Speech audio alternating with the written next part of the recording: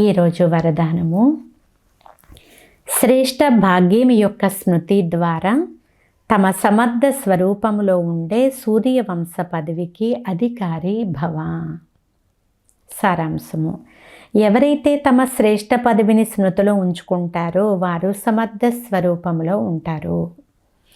వారికి సదా తమ అనాది అసలైన స్వరూపము అంటే ఆత్మిక స్వరూపం స్మృతిలో ఉంటుంది. ఎప్పుడూ కూడా నకిలీ ముఖాన్ని ధారణ చెయ్యరు. చాలాసార్లు మాయ నకిలీ గుణము మరియు కర్తవ్యం యొక్క స్వరూపాన్ని తయారు చేస్తూ ఉంటుంది. కొంతమందిని క్రోధీలుగా, కొంతమందిని లోభులుగా, కొంతమందిని దుఃఖితులుగా తయారు చేస్తుంది. కానీ అసలు సత్యమైనటువంటి స్వరూపము ఈ అన్ని విషయాల కంటే చాలా అతీతమైనది, వేరైనది.